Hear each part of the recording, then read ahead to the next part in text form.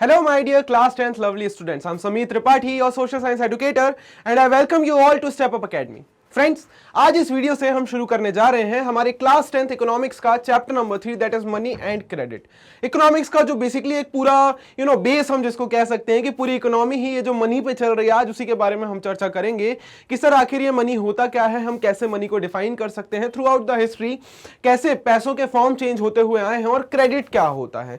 Credit में भी आगे आकर हम देखेंगे कि अलग अलग सोर्सेस क्रेडिट के क्या होते हैं और कैसे अलग अलग सोर्सेज से जो क्रेडिट हमें मिल रहा है वो हमारी प्रोडक्टिविटी को, लोगों के लिविंग को, लाइवलीहुड को अफेक्ट करता है। तो सबसे पहले हम समझते हैं कि सर मनी, आप अपने आसपास अगर देखें तो आप इजीली ये रियलाइज कर सकते हैं कि मनी सर हर तरीके से इस्तेमाल हो रहा है। हर चीज में, हर एक सिंगल डे में हम जितने भी ट्रांजैक्शन करते हैं, जितने भी लेन देन करते हैं, उसमें डायरेक्टली या इनडायरेक्टली मनी इन्वॉल्व होता ही है, राइट। और मोस्ट ऑफ द ट्रांजैक्शंस में हम क्या करते हैं, बेसिकली गुड्स खरीदते हैं। आप मॉर्निंग से ही देख लीजिए, हम दूध लेकर आते हैं सर, फिर उसके बाद पूरे दिन में कई बार ऐसा होता है सब्जियां खरीद रहे होते हैं हम, या फिर डेली घर के सामान के लिए कोई काम आ सकता है। इवन रात तक भी हमें कई बार कुछ ट्रांजैक्शन, मेडिसिन लेकर आ रहे हैं, कुछ भी, बहुत सारी ट्रांजैक्शंस करते हैं। तो मेजर ऑफ द ट्रांजैक्शन जो हो रहे हैं वहां पर हम क्या करते हैं कि सर बेसिकली गुड्स खरीदते या बेचते हैं, राइट। कि हम जो जा रहे हैं दुकान में वो खरीद रहे हैं, जो दुकान वाला है वो सर गुड्स बेच रहा है। कई बार गुड्स ना खरीद के हम सर्विसेज लेते हैं। इसके बारे में हम डिस्कस कर चुके हैं कि सर किस तरीके से सेक्टर्स ऑफ इंडियन इकोनॉमी में प्रोडक्शन सर गुड्स और सर्विसेज दोनों का होता है। तो सर्विसेज में हमें ऐसा कुछ गुड्स नहीं मिल रहे हैं, हमें कोई सामान नहीं मिलता है, rather we take services. Doctor के पास, हमारी तबियत खराब हो गई सर, डॉक्टर के पास गए, पैसे हम वहां पे भी दे रहे हैं, ऑल्दो डॉक्टर ने हमें कुछ दिया नहीं, लेकिन डॉक्टर ने अपनी सर्विस प्रोवाइड की। डॉक्टर ने हमें बताया कि आप क्यों बीमार पड़े हुए हैं और आपको कौन कौन सी दवाइयां खानी है।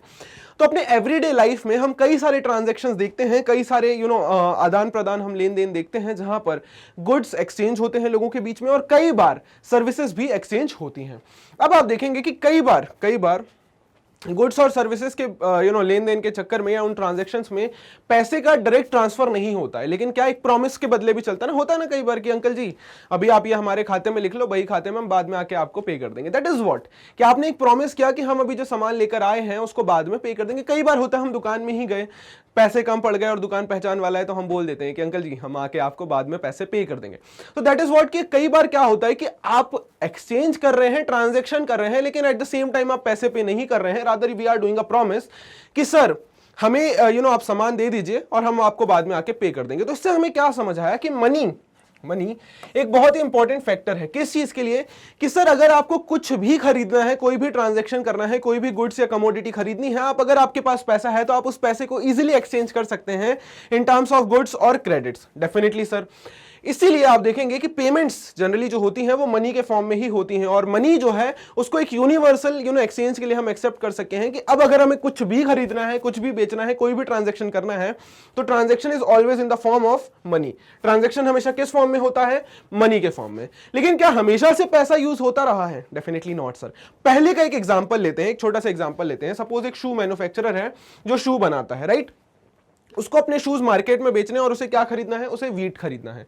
तो वो क्या बना रहा है, शूज बना रहा है, उसे खरीदना क्या है, उसे वीट चाहिए। अब वो क्या करता है कि पहले वो जाके शूज जो उसने प्रोड्यूस किया है वो मनी के लिए एक्सचेंज कर देगा, मतलब वो मार्केट में जाके अपने शूज बेचेगा, उससे पैसे लेगा।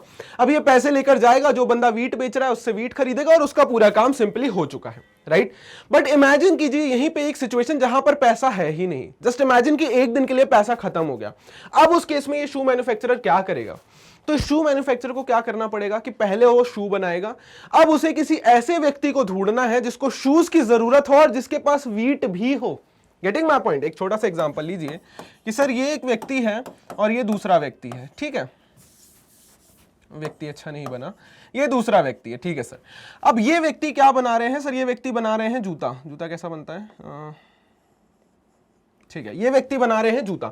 अब इन्होंने जूते बनाए और इनको क्या चाहिए, इनको वीट चाहिए। तो पहले के इसमें मनी के होने के कारण तो आसान हो गया था कि आप मार्केट में गए, जूता आपने बेचा, पैसा लिया और उस पैसे से एक्सचेंज कर लिया। अब मनी है ही नहीं, तो क्या करेंगे? इनको सर एक ऐसा व्यक्ति ढूंढना पड़ेगा जिसको इस जूते की जरूरत हो और बदले में इनके पास वीट हो, बदले में इनके पास वीट हो। तभी तो ये ट्रांजैक्शन हो पाएगा ना, तभी तो ये ट्रांजैक्शन हो पाएगा और दोनों अग्री करें उस चीज पे कि हमें ये दोनों चीजें एक्सचेंज करनी है। This is known as double coincidence of wants. Double, दो लोग। कोइंसिडेंस क्या होता है? कोइंसिडेंस कि सर ये तो हो गया बस लक बाय चांस कि सर मैं एक बस में चढ़ा और मेरे को रैंडमली मेरा दोस्त भी उसी बस में मिल गया, मेरा बेस्ट फ्रेंड, मैं खुश हो गया, wow what a coincidence, right. Double coincidence किस चीज की? जरूरतों की। किस चीज की डबल कोइंसिडेंस हमें देखने को मिल रही है? सर जरूरतों की। कि सर एक व्यक्ति जो जूता बेच रहा है, दूसरा व्यक्ति जिसे जूता ही चाहिए, और पहले व्यक्ति को जो वीट चाहिए वो दूसरे व्यक्ति के पास है। तो मतलब हम दोनों के पास वही जरूरतें हैं और वही चीजें हैं जो हम दोनों को एक्सचेंज करनी है और चाहिए।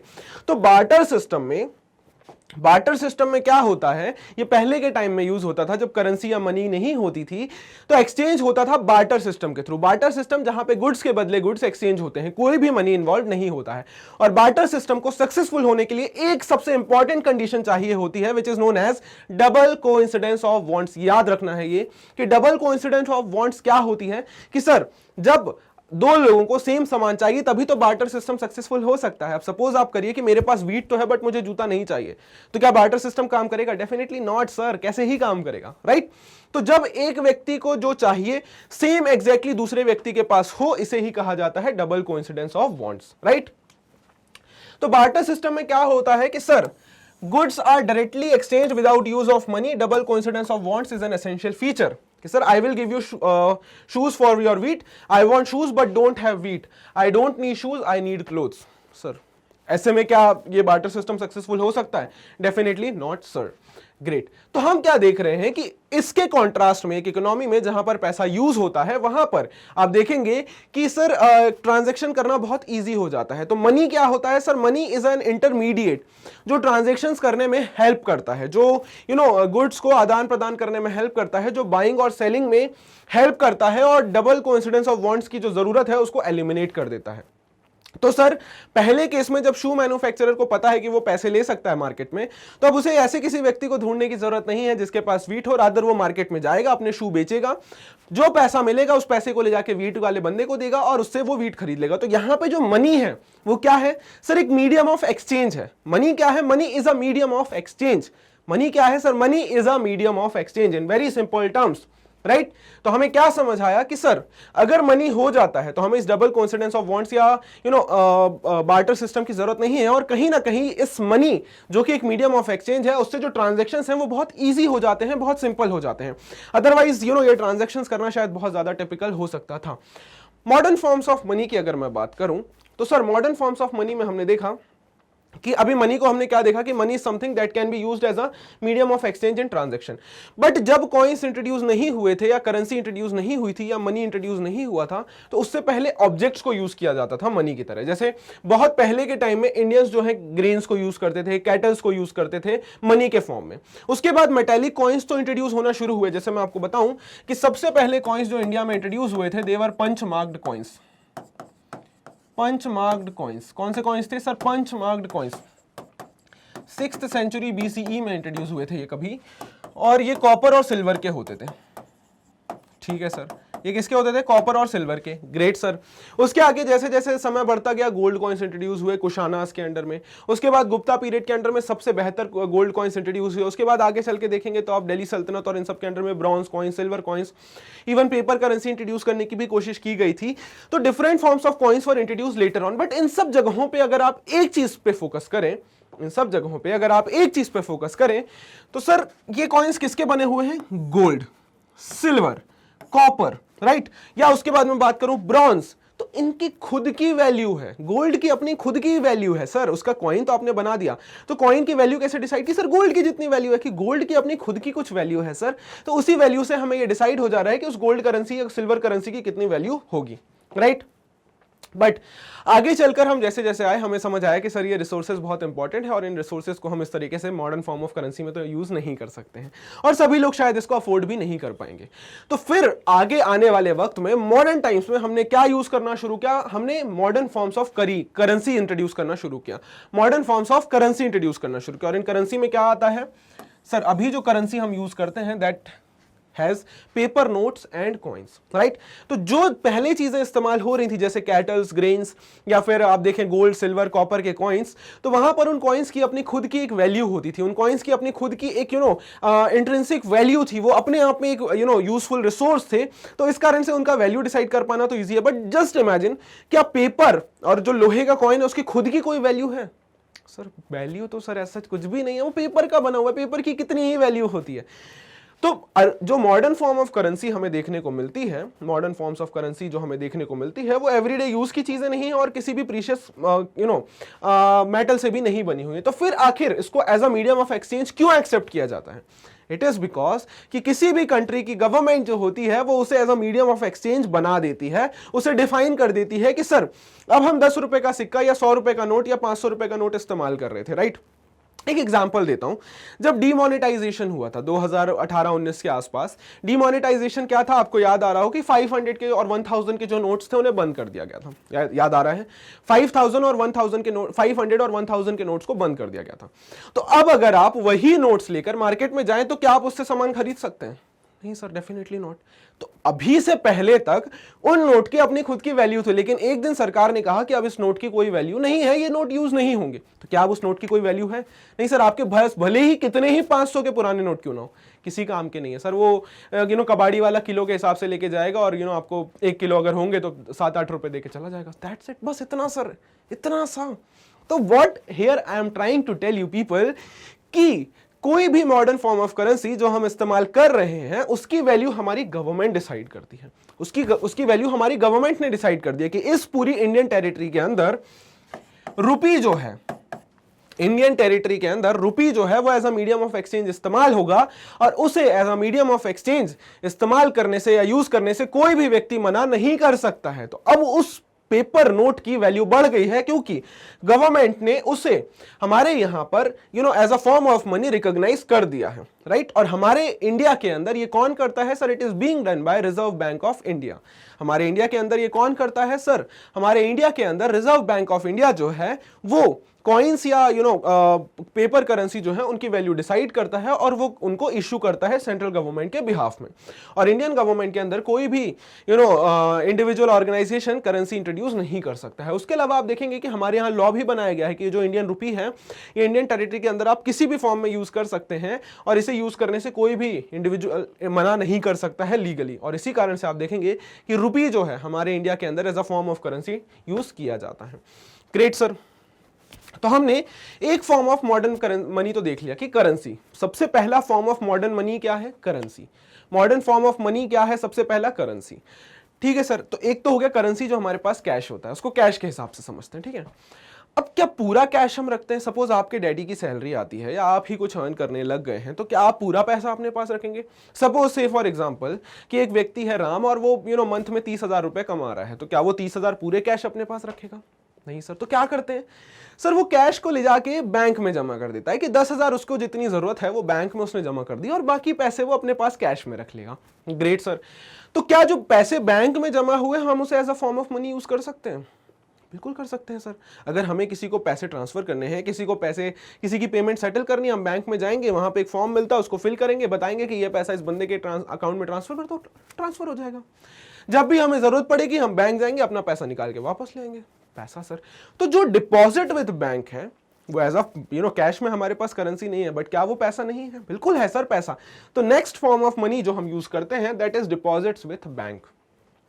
Deposits with bank. तो हमने क्या देखा कि सर एक पर्टिकुलर पॉइंट ऑफ टाइम पे लोगों को कुछ ही पैसा जरूरी होता है, तो वो अपना पैसा अपने साथ रखते हैं, बाकी पैसा क्या करते हैं? वो बैंक में जमा कर देते हैं।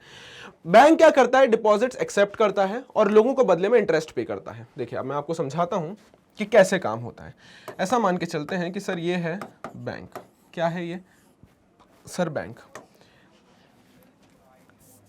ठीक है, 2 सेकेंड मैं आपको फिर से दिखाता हूं।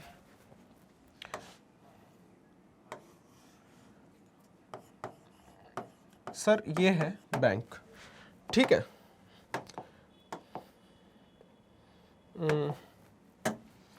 यहां पे हमारे पास आए डिपॉजिटर। कौन आए सर? डिपॉजिटर ने क्या किया? अपने पैसे बैंक में जमा किए। ठीक है, हम डिपॉजिटर हैं। सपोज मेरी सैलरी आई, मैं गया, मैंने क्या किया? बैंक में पैसे जमा किए। सपोज मैंने जमा किए 20,000 रुपीज।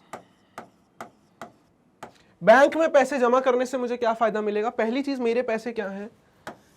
सेफ है। मेरे पैसे क्या है? सेफ है बैंक में। दूसरी चीज, क्या सिर्फ पैसे सेफ रखने के लिए? नहीं सर, बैंक क्या करता है? इंटरेस्ट पे करता है। क्या पे करता है सर? डिपॉजिटर को पे करता है इंटरेस्ट। अब ये इंटरेस्ट क्या होता है सर वो एक सम ऑफ मनी होता है कि अगर आप अपने पैसे बैंक में जमा कर रहे हैं तो जितने भी पैसे आपने जमा किए हुए हैं वो कुछ रेट डिसाइड कर लेते हैं। सपोज उन्होंने रेट डिसाइड करके रखा हुआ है 6% कि सर अगर मैंने मेरा पैसा बैंक में रखा हुआ है तो मुझे पर एनम 6% इंटरेस्ट मिलेगा। ठीक है, एक एग्जांपल दे रहा हूं मैं। तो 6% इंटरेस्ट का मतलब क्या हुआ कि सर अगर मैंने 100 रुपए जमा किए हैं तो मुझे 6 रुपए मिलेगा, मैंने 1000 रुपए जमा किए हैं तो मुझे 60 रुपए मिलेगा, मैंने 10,000 रुपए जमा किए हैं तो मुझे 600 रुपए मिलेंगे एक साल के अंदर। तो इसका मतलब क्या हुआ कि मैंने जमा तो 20,000 किए हैं, जमा तो 20,000 किए हैं, बट अगर मैं इस पैसे को वापस निकालने जाऊंगा तो एक साल के अंदर सर मेरे इस अकाउंट में लगभग 21,200 रुपीज हो जाएंगे। सर ये तो अच्छी बात है ना, पैसे सेव भी हो रहे हैं और एक्स्ट्रा पैसे भी मिल रहे हैं, किसको बुरा लग रहा है? बट बैंक के पास ये पैसा कैसे आ रहा है? बैंक क्यों पैसा दे रहा है हमें? मतलब सेव भी रख रहा है, पैसा भी दे रहा है, क्यों कर रहा है ऐसा? तो यहां पर बैंक का अपना एक इंटरेस्ट है। क्या इंटरेस्ट है कि सर मैंने 20,000 रुपए दिए बैंक को। कितने पैसे दिए सर? 20,000 रुपए दिए बैंक को। अब बैंक क्या करेगा, सारे पैसे अपने पास ना रख के वो कुछ अमाउंट जो है, सपोज अब किसी व्यक्ति को चाहिए, अब होते हैं ना कुछ लोग कि जिनके पास ज्यादा पैसा उन्होंने तो बैंक में जमा कर दिया, बट कुछ लोग ऐसे भी होते हैं सर हम जैसे जिनको पैसे की जरूरत है, तो वो जाएंगे बैंक के पास, बोलेंगे सर लोन दे दीजिए, काम चल नहीं पा रहा है। तो बैंक क्या बोलेगा, ठीक है हमारे पास तो पैसे रखे हुए ना, ले जाओ लोन ले जाओ, कोई बात नहीं। बैंक क्या करेगा, बैंक इसमें से सपोज कुछ अमाउंट मैं मान के चलता हूं, बैंक ने इनको पे दे दिया 10,000 का लोन। कितना दे दिया? 10,000 का लोन दे दिया। ठीक है, अब लोन तो दे दिया, लेकिन इससे बैंक को क्या फायदा? Again sir interest. यहां पे बैंक क्या करेगा, इससे इंटरेस्ट लेगा। इससे क्या करेगा? इंटरेस्ट लेगा। क्या करेगा? इंटरेस्ट लेगा। ठीक है सर, 10,000 जमा किए और इंटरेस्ट को वो कंपैरेटिवली हाई रख रहा है, तो परसेंटेज समझिएगा कि वो डिपॉजिटर को कितना परसेंट इंटरेस्ट दे रहा है? 6%। बोरोवर से कितना परसेंट इंटरेस्ट ले रहा है? 10%। 10,000 पे 10%, 1,000 रुपए। 10,000 पे 10%, 1,000 रुपए। ठीक है सर, बोरोवर को उन्होंने पैसे दिए, उनसे कहा कि अब आप एक साल बाद हमें लौटाएंगे कितना? सर 10% इंटरेस्ट लगा दीजिए, 11,000 रुपए। कितना पैसा लौटाया गया? 11,000 रुपए। ठीक है, 11,000 रुपए लौटाया गया, तो सर 1,000 रुपए तो एक्स्ट्रा आ गया इनके पास। अब ये क्या करेंगे, इस 11,000 में से ये क्या करेंगे कि सर इसका 5% जो है, मान के चलते हैं 5%, इस 11,000 में से इनके पास 1,000 एक्स्ट्रा है, उस 1,000 में से इन्होंने 500 इसको दे दिया, तो 500 दिया तो इनका एक साल बाद पैसा कितना हो गया? 20,500। ठीक है, और यहां पे इनके पास कितना बच गया? जो 1,000 एक्स्ट्रा था उसमें से 500 तो उन्होंने यहां दे दिया, इनके पास बच कितना गया? 500 रुपए। तो इनके पास खुद की कितनी इनकम हो गई? 500 rupees. So this is known as banking system, और इसी में बैंक का प्रॉफिट निकल के आता है कि सर जो डिपॉजिटर है उसको जो इंटरेस्ट पे कर रहा है बैंक, उसको जो इंटरेस्ट पे कर रहा है बैंक, और जो बोरोवर है उससे जो इंटरेस्ट ले रहा है बैंक, इन दोनों को जब माइनस कर देंगे, इन दोनों का जो डिफरेंस होता है वो होता है इनकम ऑफ बैंक। क्या होता है वो? Sir that is income of bank. क्या होता है वो? Sir that is income of bank. Clear? I hope ये बात आपको सबको समझ आ गई है बहुत अच्छे से, right? People also have the provision to withdraw money at any point when they require. और यहां पर आपके पास एक प्रोविजन भी है कि आपने बैंक में जो भी पैसा जमा किया है मैं उसे किसी भी टाइम पे निकाल सकता हूं। सो अगर मैं ये पैसा कभी भी अपनी डिमांड पे निकाल सकता हूं तो इसको हम क्या बोलते हैं? These are also known as demand deposits. जो बैंक में डिपॉजिट होता है उसको हम क्या बोलते हैं? Demand deposit. क्यों? क्योंकि हम उसे कभी भी चाहें, जब चाहें तब निकाल सकते हैं, राइट? और एक इंटरेस्टिंग फैसिलिटी डिमांड डिपॉजिट पे हमें क्या मिलती है सर? एक अनदर फॉर्म ऑफ करेंसी की बात कर लेते हैं, दैट इज चेक। ठीक है, कि मॉडर्न फॉर्म ऑफ मनी में नेक्स्ट इंपॉर्टेंट थिंग आ जाती है चेक। कि सर मैं पैसा पे नहीं कर रहा हूं, बट मैं क्या कर रहा हूं कि मुझे अगर किसी को कुछ पे करना है तो बैंक हमें ऐसी एक चेक बुक प्रोवाइड कराती है। इसमें हमें क्या करना पड़ता है कि सपोज हमें किसी को पे करना है, किसी का भी नाम लिख देते हैं, अपना ही नाम लिख देता हूं मैं, समीर त्रिपाठी। ठीक है, हम डेट डाल देते हैं, कुछ भी डेट लेकर चलते हैं, हम मान के चलते हैं 15/12/2023। ठीक है सर, कितने रुपीस पे करने हैं? सर मुझे पे करने हैं 5,000 रुपीज। 5,000 ओनली, ऐसे ओनली लिखना पड़ता है। ठीक है, भले ही कितना बड़ा अमाउंट हो, ओनली लिखना है। यहाँ पे मैं उसे लिख दूंगा वर्ड्स में 5,000। ठीक है सर, यहाँ पे सारी चीज़ें लिखी हुई हैं, यहाँ पे ये साइन करे हुए हैं उन्होंने, राइट? अब मैं क्या करूँगा, मुझे सपोज किसी को पेमेंट करनी थी, मतलब किसी को मुझे पेमेंट करनी थी, उन्होंने मेरे नाम पे ये चेक दे दिया।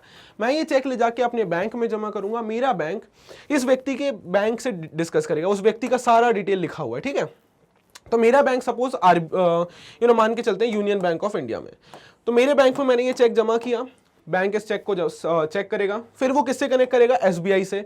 जो जिस व्यक्ति का ये है ना, ये उनका नाम यहाँ पे लिखा हुआ है, जिसका ये बैंक अकाउंट है उनका नाम यहाँ पे लिखा हुआ है, उनके बैंक से कनेक्ट करेगा, बात करेगा कि सर आपके कस्टमर ने हमारे कस्टमर को चेक पे किया है, ये चेक कर लीजिए। आप वो चेक करेंगे, देखेंगे कि हाँ ये ऑथेंटिक है, ये चेकबुक हम ही ने इशू की है, वो वहां से वो पैसा मेरे अकाउंट में ट्रांसफर कर देंगे। So this is known as payment through cheque, this is known as payment through check.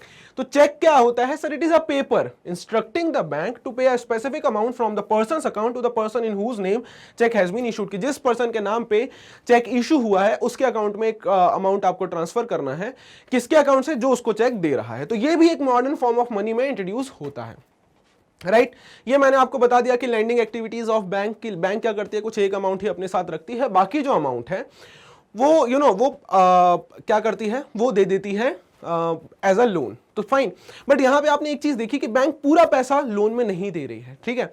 Reserve Bank of India her bank को बोल के रखता है कि आपको कुछ अमाउंट अपने पास एज अ कैश रखना है, ठीक है। कि जैसे इंडिया की बात करें तो करेंटली आई डोंट नो क्या है, बट 15% एक एग्जांपल लेके चलते हैं। तो इसका मतलब क्या कि सपोज एक बैंक के पास जितना पैसा आया है उसमें से उसको 15% जो पैसा है वो अपने पास एज अ कैश रखना है, बाकी वो लोन दे सकता है। तो ऐसा क्यों किया जाता है, क्योंकि सर अगर बैंक ने सारा पैसा लोन पे दे दिया, बैंक ने सारा पैसा लोन पे दे दिया, अब मैंने पैसा जमा किया है तो मैं तो किसी भी दिन आ सकता हूं ना, ठीक है। लोन पे दिया है तो उन्होंने लोन जिसको दिया उसको बोला आप 1 साल में लौटाना, बट मैं तो सर 4 महीने में ही आ गया, मेरा पैसा तो उन्होंने किसी और को लोन पे दे रखा है, फिर कैसे मुझे पैसा लौटाएंगे। तो उस सिचुएशन से डील करने के लिए वो कुछ एक अमाउंट जो है वो अपने पास एज अ कैश रखती है, उसको बोला जाता है cash reserve ratio. Cash reserve ratio, कि कितना रेशो आपके पास, कितना अमाउंट आया है और आपको उसमें से कितना रेशो अपने पास एज अ कैश रखना है। क्यों रखना है, ताकि सपोज कोई व्यक्ति अगर एक दिन में आ जाता है अपने पैसे निकालने, तो डिमांड डिपॉजिट है तो आपको उसको पैसे तो लौटाने हैं, तो आप उसे वो पैसा लौटा सकें। और यहाँ पे वो एक अमाउंट इसलिए डिसाइड किया कि ऑब्वियसली सर किसी एक दिन में सारे लोग तो नहीं आएंगे, एक बैंक के अंदर कितने लोगों के खाते होते हैं, कितने लोगों के अकाउंट होते हैं, तो सारे लोग तो एक दिन में नहीं आएंगे, तो जितने भी लोग आएंगे उनका पूरा हम रिक्वायरमेंट इस पर्टिकुलर डे पे हम फुलफिल कर सकते हैं, राइट। तो इसी को कहा जाता है कैश रिजर्व रेशो, याद रखना है कैश रिजर्व रेशो। और बाकी पैसे को क्या कर रहा है, गवर्नमेंट लोन दे रहा है। लोन देने में उसका क्या फायदा है कि वो जिसको लोन दे रहा है उससे इंटरेस्ट ले रहा है, और जो जिसने डिपॉजिट किया उसको एक इंटरेस्ट दे रहा है। तो सर 5% इंटरेस्ट उन्हें देना है, 10% इंटरेस्ट वो ले रहे हैं, बीच का जो ये 5% है ये बैंक का इनकम है, ये बीच का जो 5% है ये क्या है, ये बैंक का इनकम है। तो जनरली बैंक क्या करते हैं, ज्यादा इंटरेस्ट चार्ज करते हैं जो लोन लेते हैं, और थोड़ा कम इंटरेस्ट देते हैं जो डिपॉजिट्स में मिल रहा है, और यही डिफरेंस होता है बैंक का इनकम। अब यहां पे हम एक क्रेडिट की बात करते हैं, ठीक है। क्रेडिट, क्रेडिट क्या होता है कि सर जब हम किसी से, कहीं भी किसी भी व्यक्ति से किसी प्रॉमिस पे पैसा लेते हैं कि हम फ्यूचर में आपको लौटा देंगे, होता है ना कि भाई कुछ पैसे दे दे मैं तेरे को फ्यूचर में लौटा दूंगा, that is known as credit या लोन। क्रेडिट या लोन इसी को कहते हैं, क्रेडिट या फिर लोन। क्रेडिट या फिर लोन, लोन का मतलब क्या हुआ कि सर हमने ले लिया है उनसे, फ्यूचर में हम लौटा सकते हैं। आइए देखिए क्रेडिट क्या होता है sir, credit refers to an agreement in which the lender supplies the borrower with money, goods और services in return for promises of future payments. कि सर लेंडर जो है वो बोरोवर को गुड्स सर्विसेज या पैसे दे सकता है, गुड्स सर्विसेज या मनी, तीनों में से कुछ भी हो सकता है, जरूरी नहीं पैसे ही हो, गुड्स सर्विसेज और मनी कुछ भी हो सकता है। किस प्रॉमिस में कि फ्यूचर में आप मेरे को मेरा पैसा या मेरी पेमेंट आप लौटा देंगे, that is known as credit agreement. अब यहां पे वो 2 केसेस बताते हैं कि क्रेडिट काम कैसे करता है। पहले हम मान के चलते हैं कि सपोज ये फेस्टिवल सीजन चल रहा है, मिस्टर सलीम एक शू मेकर हैं, अब उन्हें एक कॉन्ट्रैक्ट मिला है 3000 शूज बनाने का। तो इनिशियली 3000 शूज तो बहुत होते हैं, उनके पास उतना पैसा नहीं है, तो सलीम जी ने क्या किया, क्रेडिट लिया। अब क्रेडिट में क्या क्या लिया, सबसे पहले उन्होंने क्या किया, जिस मैन्युफैक्चरर ने, जिस व्यक्ति ने उन्हें वो ऑर्डर दिया है, उनसे कहा कि आप मुझे 1000 शूज का पेमेंट पहले कर दीजिए, ठीक है सर। वो गए दूसरा लेदर वर्कर के पास कि सर आप मुझे लेदर दे दीजिए क्रेडिट पे, लोन पे, जब मेरा शू पूरा कंप्लीट हो जाएगा मैं आपको पैसे लौटा दूंगा। तो उन्होंने क्रेडिट में क्या लिया सर, मनी और गुड्स, ठीक है सर। किस प्रॉमिस पे कि फ्यूचर में मैं आपकी पेमेंट कर दूंगा, ठीक है सर। सलीम जी ने कुछ लोगों को हायर किया, जूते वूते बनाए, 3 महीने के बाद उन्होंने जूते डिलीवर कर दिए मैन्युफैक्चरर को। उसने 1000 जूते के तो पेमेंट ऑलरेडी करी हुई थी, 2000 जूतों की पेमेंट और कर दी। जो पेमेंट आई, सलीम जी ने उस पैसे से लेदर वर्कर के पैसे लौटा दिए और अच्छा खासा प्रॉफिट अर्न कर लिया। उससे क्या किया कि सर अच्छा खासा पैसा उन्होंने अर्न कर लिया। अब सलीम ने क्या किया कि अपनी कैपिटल जो रिक्वायरमेंट थी प्रोडक्शन के लिए, उसको पूरा करने के लिए क्रेडिट लिया। क्रेडिट से क्या फायदा हुआ कि सर उसके पास ऑलरेडी वो पैसा नहीं था कि वो उस ऑर्डर को पूरा कर सके, लेकिन क्रेडिट मिलने के कारण वो काम कर पाए। एंड इससे फायदा क्या हुआ कि सर अच्छा खासा पैसा वो बना पाए। तो क्रेडिट ने यहाँ पे एक बहुत इंपॉर्टेंट रोल प्ले किया। अब नेक्स्ट केस में हम बात करते हैं स्वप्ना जी के बारे में। स्वप्ना जी एक स्मॉल फार्मर है। उन्होंने क्या किया कि वो एग्रीकल्चर करती हैं, बहुत छोटा सा लैंड है, उन्हें खेती करने के लिए क्रेडिट चाहिए था। उन्होंने क्या किया कि मनी लैंडर हैं, साहूकार हैं गांव में, उनसे क्रेडिट लिया और उनसे ये बात की कि सर मैं फ्यूचर में आपको लौटा दूंगी जब मेरी फसल उग जाएगी। ठीक है सर। बट प्रॉब्लम क्या हुई, स्वप्ना जी ने खेती तो अच्छी की, लेकिन मिड वे में वहां पे कीड़े मकोड़े पड़ गए और बारिश भी अच्छे से नहीं हुई। सर खेती खराब हो गई, प्रोडक्शन हुआ ही नहीं। अब प्रॉब्लम क्या हुई कि ऑल्दो उन्होंने पैसे तो पूरे लिए, बट क्या उससे वो फायदा हुआ, उससे कुछ प्रोडक्शन अच्छा हुआ? नहीं सर। प्रॉब्लम क्या हुई, स्वप्ना जी पैसे पे नहीं कर पाई। तो पैसे तो पे नहीं कर पाई और अब दोबारा उनको एग्रीकल्चर करना है तो फिर से पैसे नहीं, तो वो दोबारा मनी लेंडर के पास गई पैसे लेने के लिए। तो एक लोन ऑलरेडी चल रहा है, दूसरा लोन वापस से उनके ऊपर हो गया कि पहले 1000 लेकर आई थी वो, तो इस 1000 पे इन्हें 5 सपोज मान के चलते हैं कि 200 मिलाकर इनको लौटाना था, तो 1200 ऑलरेडी लौटाने थे। अब 1200 लौटा नहीं पाई, अगली बार फिर से इन्होंने 1000 ले लिए, तो अब इन्हें टोटल कितना लौटाना है सर? 2400 सर। अब अगली बार सपोज इनकी क्रॉप अच्छी हुई, बट उसमें से 2400 पे कर पाना तो पॉसिबल नहीं है ना। तो सर वो जितना भी थोड़ा बहुत बनेगा पे करेंगे, बाकी फिर से इन्हें लोन लेना है। तो इससे क्या होगा, लोन बढ़ता चला जाएगा, ईयर बाय ईयर लोन बढ़ता चला जाएगा और इसके कारण क्या होगा, एक डेट ट्रैप बन जाएगा। डेट ट्रैप कि सर वो जो कर्ज का एक साइकिल है ना, वो बनना शुरू हो जाएगा एंड अल्टीमेटली स्वप्ना जी उस डेट ट्रैप में बहुत बुरी तरीके से फंस जाएंगी। तो यहाँ पे हमने क्या देखा कि सर रूरल एरियाज में जो लोन लिया जाता है, मेनली वहाँ पे जो क्रेडिट लिया जाता है वो एग्रीकल्चर के लिए लिया जाता है, क्योंकि क्रॉप प्रोडक्शन में सर अपने आप में बहुत खर्चे होते हैं। आपको सीड्स चाहिए, फर्टिलाइजर्स चाहिए, पेस्टिसाइड्स चाहिए, वाटर चाहिए, इलेक्ट्रिसिटी चाहिए, इक्विपमेंट में कुछ खराबी आ गई, वो सब प्रॉब्लम्स चाहिए। तो एक मिनिमम स्ट्रेच होता है 3 to 4 मंथ का भी। हम ये जानते हैं कि एग्रीकल्चर अगर आपको ये क्रॉप भी ग्रो कर रहे हैं तो लगभग 5 से 6 महीने तो किसी भी क्रॉप को ग्रो होने में लगता ही है, right. It is the time taken by the farmers, और एक क्रॉप को ग्रो होने में लगता ही है। तो जनरली आप क्या देखते हैं कि क्रॉप लोन जनरली फार्मर्स क्या करते हैं, जब क्रॉप सीजन शुरू होने वाला होता है तब ले लेते हैं और कोशिश ये करते हैं कि जब हमारी क्रॉप रुक जाएगी उसके बाद हम रीपेमेंट कर देंगे। बट आप जानते हैं कि इंडिया का जो क्रॉपिंग, पर्टिकुलरली इंडिया की मैं बात कर रहा हूं, एग्रीकल्चर में बहुत अनसर्टेनिटीज हैं। यू नेवर नो, कभी बारिश ज्यादा हो गई, कभी कम हो गई, बर्फ गिर गई, कभी कीड़े मकोड़े पड़ गए, क्रॉप अच्छी हो रही थी बट हार्वेस्ट नहीं हो पाई, सनशाइन अच्छा नहीं आया, anything can happen, anything can happen, right. अब आपने क्या देखा कि वहां पे लोन का रीपेमेंट किस पे डिपेंड करता है कि फार्मिंग कैसी हो गया। स्वप्ना जी के केस में आपने क्या देखा कि सर उन्हें अपनी जमीन बेचनी पड़ी लोन को रीपे करने के लिए। क्यों? क्योंकि सर एग्रीकल्चर ढंग से हुआ ही नहीं और जिस चीज से लोन लिया वो लोन पे नहीं कर पाई। अब पे नहीं कर पाई तो जमीन ही बेच दी, अब कुछ काम ही नहीं है करने के लिए। सर अल्टीमेटली एक विशियस साइकिल क्रिएट हो जाता है जहां पे आपको अपना सब कुछ बेचना पड़ जाता है। तो इससे हमें क्या समझ आया कि यहां पर क्रेडिट ने क्या सिचुएशन क्रिएट की है जिसके कारण एक व्यक्ति जो है डेट ट्रैप में फंस जा रहा है और उससे वो निकल नहीं पा रहा है, जहां पे उसको अपने सारे कैपिटल्स और सारे जो भी चीजें उनके पास पोजीशंस हैं उसे बेचना पड़ रहा है।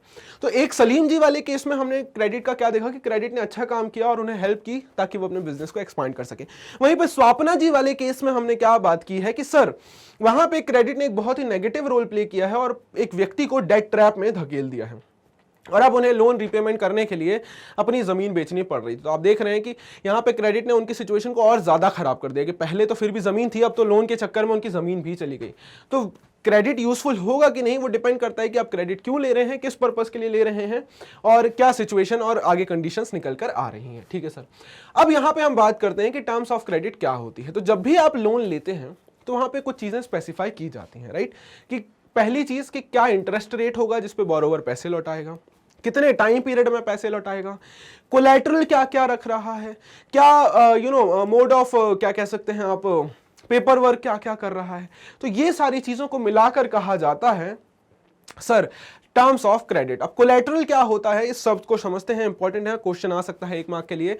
कोलैटरल का मतलब क्या होता है? कोलैटरल एक सिक्योरिटी की तरीके से समझिए। Collateral is an asset that the borrower collateral क्या है? कुछ भी असेट हो सकता है जो बोरोवर के पास है। किसके पास है? बोरोवर। बोरोवर कौन? जो पैसे ले रहा है। अब वो लैंड हो सकता है, बिल्डिंग हो सकती है, व्हीकल हो सकता है, life stock, deposit with banks हो सकता है, कुछ भी। ये बोरोवर के पास है, तो ये बोरोवर क्या करेगा? अपना ये चीज लेंडर को दे देगा, राइट? अब लेंडर क्या करेगा? अगर सपोज बोरोवर पैसे नहीं लौटा पाए, सपोज मैंने किसी को पैसे दिए, मैंने उससे कहा कि आप अपनी कोई सामान, कीमती सामान मेरे पास गिरवी रखो। गिरवी समझ आ गया होगा अब आपको कि गिरवी रखो मतलब क्या? आपने कुछ एक प्रीशियस चीज मेरे पास रख दी है, ठीक है? अब वो चीज मेरे पास क्यों रखी गई है? क्योंकि मैंने उसको जितना अमाउंट दिया उसके अमाउंट के बदले में उसने मेरे को एक सामान रख दिया हुआ है। अब वो सामान मेरे पास एज अ सिक्योरिटी रहेगा कि सर अगर वो व्यक्ति मेरा लोन नहीं पे कर पाया या सपोज उसके पास पैसे बचे ही नहीं, कैसे वापस आएगा? तो मैं इस सामान को बेच के अपने पैसे वापस ले। पुरानी मूवीज में देखा होगा ना, माँ के गहने, माँ के कड़े गिरवी रखे हुए हैं। क्यों? सर पैसे लेने थे साहूकार से, तो हमने गहने गिरवी रख दिए, पैसे ले लिया, बोला कि पैसे लौटा दोगे तो हम आपके गहने लौटा देंगे, राइट सर? तो ये होता है कोलैटरल। ये एक सिक्योरिटी डिपॉजिट होता है जो बोरोवर लैंडर के पास रखता है कि अगर बोरोवर पैसे नहीं लौटा पाया तो लैंडर उसको बेच के अपने पैसे वापस से सिक्योर कर सकता है। क्लियर? तो टर्म्स ऑफ क्रेडिट पे आप क्या देखेंगे? जैसे मैं बात करूं सिंपल से कि बैंक की ही बात करता हूं कि बैंक्स भी इवन कोलैटरल लेती हैं कि सपोज मैंने घर खरीदा, मैंने बैंक से लोन लिया। अब बैंक क्या करेगा? मैंने 10 इयर्स का टाइम पीरियड लिया है लोन लौटाने के लिए, तो 10 साल तक मेरे घर के जो कागज होंगे वो बैंक के पास ही रहेंगे। 10 साल के अंदर अगर मैं लोन नहीं रीपे कर पाया, बैंक मेरा घर बेच के वो पैसे अपने पास ला सकता है, और अगर मैंने लोन रीपे कर दिया तो कागज वो मुझे लौटा देगा। So this is known as collateral. तो टर्म्स ऑफ क्रेडिट क्या होता है कि सर जो आप इंटरेस्ट रेट पे कर रहे हैं, जो कोलैटरल रख रहे हैं, डॉक्यूमेंटेशन क्या क्या होना है, मोड ऑफ रीपेमेंट क्या होगा, इन सबको साथ में मिला के कहा जाता है टर्म्स ऑफ क्रेडिट। और जनरली ये टर्म्स ऑफ क्रेडिट जो होते हैं एक क्रेडिट अरेंजमेंट से दूसरे क्रेडिट अरेंजमेंट्स में वेरी करते हैं, राइट? अब टाइप्स ऑफ क्रेडिट क्या क्या होते हैं? देखिए, वैरायटी ऑफ क्रेडिट अरेंजमेंट क्या क्या होते हैं मैं आपको बताता हूँ। हमारे यहाँ पे जनरली दो टाइप ऑफ क्रेडिट अरेंजमेंट हमें देखने को मिलते हैं, फॉर्मल और इनफॉर्मल। फॉर्मल में मेनली हम बात करते हैं banks, cooperatives, self help groups. Informal में क्या होता है? Friends, money lenders, relatives, right? ये सारी चीजें किसमें आ जाती हैं? ये सारी सब आ जाती हैं sir formal informal credit arrangement में। तो हमने देखा स्वापना जी और सलीम जी दोनों का जो क्रेडिट अरेंजमेंट था वो इनफॉर्मल था, राइट? और फॉर्मल में कहाँ? सर आप बैंक से ले रहे हैं या किसी ऑर्गेनाइज जगह से ले रहे हैं तो वो कहलाता है फॉर्मल सेक्टर लोन, राइट? अब आप देखें कि sir formal sector of generally आप देखते हैं रूरल एरियाज में जो लोग होते हैं वो लोन कहाँ से लेते हैं? आप देखते हैं कि सर ये जो एग्रीकल्चर कर रहे हैं मनी लेंडर से लोन ले रहे हैं। आप देखेंगे कि जो ये फार्म ओनर्स या छोटे मोटे फार्म ओनर्स होते हैं वो भी कहीं ना कहीं से पैसे लेते हैं, बदले में उन्हें पैसे पे करने पड़ते हैं। तो ये सब आ जाते हैं इनफॉर्मल सेक्टर। और वहीं पे आप जब बैंक से लोन लेकर आ रहे हैं डिफाइंड रेट ऑफ इंटरेस्ट पे, उसको बोला जाता है फॉर्मल सेक्टर लोन, ठीक है सर। यहीं पे एक इंपॉर्टेंट लोन आता है कोऑपरेटिव्स के द्वारा भी। सर बैंक के अलावा जो major source of cheap credit होता है रूरल एरियाज में, that is cooperative societies. Cooperative क्या होती है? कोऑपरेशन, कि सर आप साथ में कोऑपरेट कर रहे हैं। कोऑपरेटिव सोसाइटीज का मतलब क्या होता है कि कुछ लोग साथ में मिलकर आ जाते हैं, राइट? अब देखो सपोज बैंक को अगर मुझे लोन देना है तो मुझे बैंक को कोलैटरल दिखाना पड़ेगा। मेरे पास कुछ है ही नहीं सर कोलैटरल दिखाने के लिए, मेरे पास तो इवन कुछ सोर्स ऑफ इनकम भी नहीं दिखाने के लिए कि मैं आपके पैसे वापस लौटा दूंगा, तो फिर कैसे मैं दिखाऊंगा? तो जनरली क्या करेंगे कि सर मेरे पास अकेले के पास नहीं है, बट मैं 5-6 लोगों को इकट्ठा कर लूं तो मैं एश्योरिटी दिखा सकता हूं, कोलैटरल दिखा सकता हूं कि सर मैं आपका लोन लौटा दूंगा। कोऑपरेटिव्स क्या करते हैं कि कुछ टाइप के लोग साथ में आते हैं, फार्मर्स कोऑपरेटिव हो गए, वीवर्स कोऑपरेटिव हो गए, इंडस्ट्रियल वर्कर्स कोऑपरेटिव हो गए। जैसे मैं कृषक कोऑपरेटिव की बात करता हूँ, सोनपुर विलेज में है, तो उसके पास लगभग 2300 फार्मर्स हैं एज अ मेंबर, राइट? वो क्या करता है? मेंबर से कुछ डिपॉजिट्स लेता है। जब वो डिपॉजिट ऐसे कुछ बड़ा अमाउंट बन जाते हैं तो उसे एज अ कोलैटरल शो कर सकते हैं कि सी हमारे पास 50,000 का डिपॉजिट हो चुका है, मतलब इतनी सेविंग हम कर लेते हैं, तो आप हमें 1 लाख का लोन दे सकते हैं, क्योंकि अगर 50,000 हमने सेव किया तो 1 लाख का लोन हम लौटा सकते हैं। उसी लोन को वो एज अ कोलैटरल यूज करते हैं और बैंक से लोन लेते हैं। उसके अलावा वो कुछ डिपॉजिट अपने पास रखते हैं और उसी डिपॉजिट से, उसी फंड से लोगों को लोन देते हैं। कि सपोज मान के चलो 2300 मेंबर्स हैं, ठीक है? 2300 मेंबर्स हैं। इसको इस तरीके से भी समझिए कि कोऑपरेटिव बैंक्स कैसे होते हैं? 2300 मेंबर्स हैं, ठीक है? 2300 मेंबर्स में से सब ने 200-200 रुपए इनको डिपॉजिट दिए, तो 200-200 रुपए अगर सब लोग डिपॉजिट कर रहे हैं 2300 इंटू 46,000 रुपीज़ के आसपास कुछ, राइट? 46,000 रुपीज़ के आसपास कुछ लाइक 4,60,000 या 4,60,000 के आसपास इनके पास ये डिपॉजिट आ गया। अब इनके पास खुद के पास इतना पैसा है तो वो क्या कर सकते हैं कि सर वो क्या करेंगे, इसी पैसे को अपने लोगों के बीच में एज अ लोन देने लगेंगे कि सर 200 रुपए दिए बट आप बदले में 10,000 का लोन ले सकते हो। तो मैंने क्या किया, 10,000 का लोन ले लिया।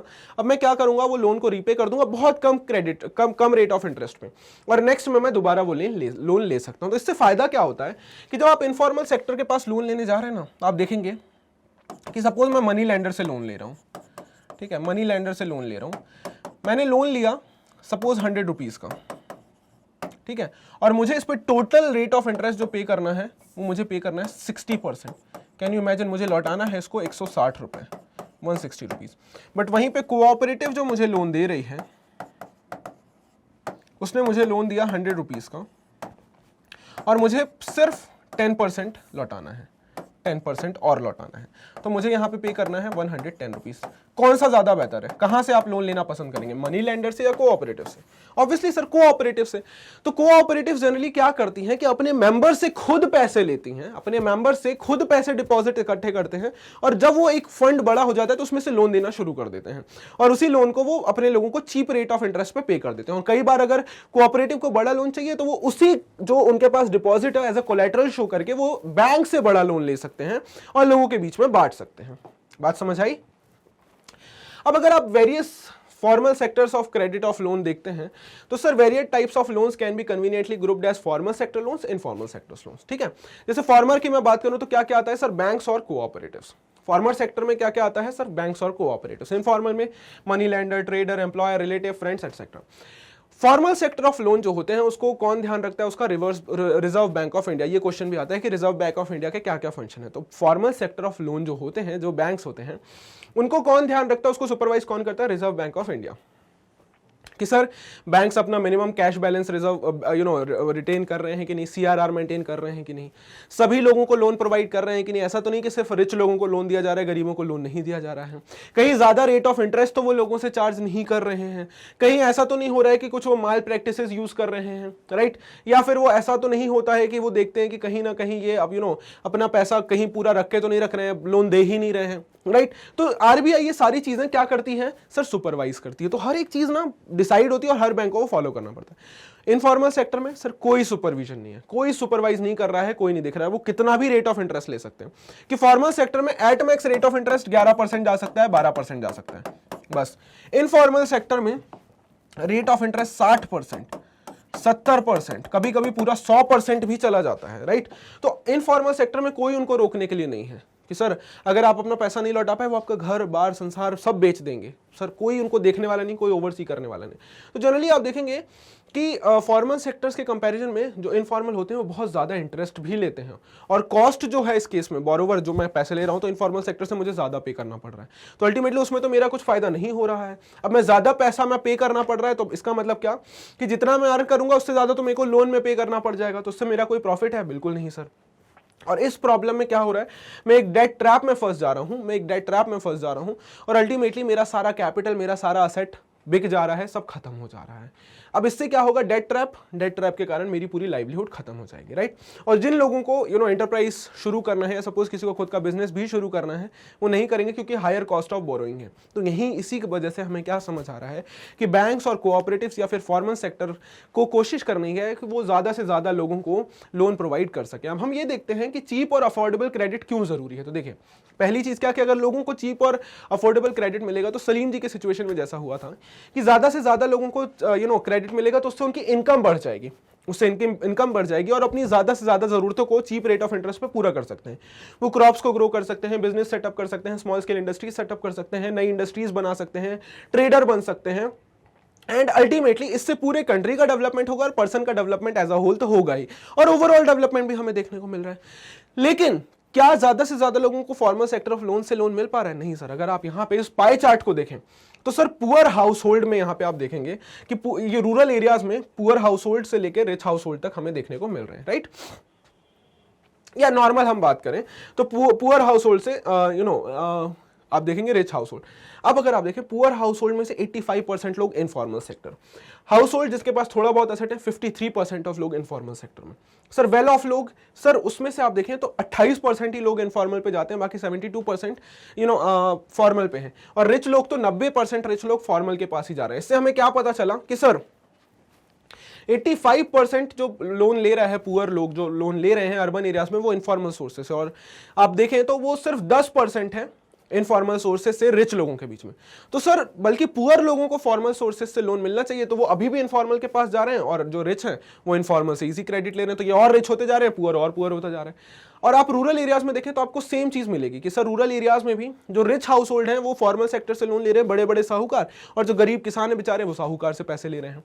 तो दिस इज ऑल सजेस्टिंग कि सर अभी भी इंडिया के अंदर फॉर्मल सेक्टर जो है वो कुछ एक छोटे से ग्रुप की जो क्रेडिट नीड्स है सिर्फ वो फुलफिल कर रहा है, बाकी की जो क्रेडिट नीड्स है वो अभी भी इनफॉर्मल सेक्टर से फुलफिल हो रही है। तो यहां पे जरूरी क्या है कि बैंक्स और कोऑपरेटिव्स काम करना शुरू करें कि लोगों को ज्यादा से ज्यादा पैसे प्रोवाइड कराया जाए फॉर्मल सेक्टर से at cheap rate of interest, और ताकि लोगों का बिजनेस डेवलप हो सके, लोगों की लाइवलीहुड डेवलप हो सके। अभी भी जो most of the informal lenders से आ रही है वहां पे सर रेट ऑफ इंटरेस्ट बहुत ज्यादा है, तो इसके कारण बहुत एक्सप्लॉयटेशन हो रहा है। सेकंड चीज, फॉर्मल सेक्टर को एक्सपांड तो करना है, बट कोशिश ये करनी है कि हर एक सेक्टर को उससे लोन मिले, हर एक हाउस होल्ड को उससे लोन मिले। कि अभी सर सिर्फ रिचर सेक्शन को लोन मिल रहा है, लेकिन पुअर सेक्शन भी वो लोन कैरी कर पाए, उनको लोन वो मिल पाए, राइट। कि सर फॉर्मल क्रेडिट जो है वो सभी लोगों के बीच में इक्वली डिस्ट्रीब्यूट होना चाहिए। तो हमने प्रीवियस हाउस होल्ड में क्या देखा, कि प्रीवियस सेक्शन में क्या देखा कि अभी भी जो मेजर हाउस होल्ड हैं रूरल और अर्बन एरियाज में, पुअर हाउस होल्ड, वो अभी भी इनफॉर्मल सेक्टर पे डिपेंडेंट है। ऐसा क्यों हो रहा है सर? सबसे इंपॉर्टेंट यही है टर्म्स ऑफ क्रेडिट की मैं जो बात करता हूं, कि टर्म्स ऑफ क्रेडिट में क्या प्रॉब्लम है कि सर टर्म्स ऑफ क्रेडिट में प्रॉपर डॉक्यूमेंटेशन और कोलेटरल चाहिए। कि अगर बैंक से लोन लेना है तो आपको कोलेटरल दिखाना है और आपको प्रॉपर डॉक्यूमेंटेशन दिखाना है। सर है ही नहीं ना, पुअर है हम ऑलरेडी, है ही नहीं सर, कागज ही नहीं है, कैसे दिखाएं हम? नहीं है तो लोन नहीं मिलेगा, लोन नहीं मिल रहा है तो मनी लेंडर के पास जाना पड़ रहा है। सर इस कारण से फॉर्मल सेक्टर से लोन नहीं ले रहे हैं। इनफॉर्मल सेक्टर में क्या हो रहा है कि साहूकार आपके गांव का ये जानता है, आपको दे दिया लोन तो आपको ज्यादा प्रॉब्लम नहीं है। दूसरी चीज, आप साहूकार के पास तब भी जा सकते हैं जब आपने पुराना लोन नहीं रीपे किया है, कि सर मैं लोन नहीं रीपे कर पाया, प्लीज अभी फ्रेश दे दीजिए, अगला लौटा। साहूकार वाले ठीक है ले लो, बट बैंक ऐसा नहीं करता है। लेकिन सर यहां पे प्रॉब्लम क्या हो रही है कि मनी लेंडर बहुत रेट ऑफ इंटरेस्ट ले रहा है, तो दोनों तरीकों से वो जो बेचारा गरीब आदमी है वो फंस रहा है, राइट। तो कोशिश क्या करनी है कि आप नए नए तरीके प्रोवाइड कराएं लोगों को लोन प्रोवाइड कराने के, राइट। और यहीं से एक आइडिया आता है self help group. Self help group क्या होता है? अगेन जो जैसे कोऑपरेटिव काम कर रहे थे ना, वैसे ही सेल्फ हेल्प ग्रुप, ये मेनली वुमेन का होता है कि वो क्या करते हैं, अपने सारे रिसोर्सेस या सेविंग्स को पूल करते हैं, कलेक्ट करते हैं। और जनरली 15 से 20 लोग होते हैं, कोऑपरेटिव में तो बहुत लोग होते हैं, सेल्फ हेल्प ग्रुप में 15 से 20 लोग होते हैं। वो क्या करते हैं, जनरली मिलते हैं, अपनी सेविंग करते रहते हैं। अब सेविंग को वो क्या करते हैं, छोटी छोटी सेविंग करने के बाद वो अपने ग्रुप से ही लोन्स लेते हैं। जब वो सेविंग बड़ी होनी शुरू हो जाती है, तो वो बैंक्स को एक रेगुलर सेविंग दिखा सकते हैं कि सी हम इतना सेविंग हर साल करते आए हैं, और उसे एज अ कोलेटरल यूज करके वो लोन अवेल कर सकते हैं।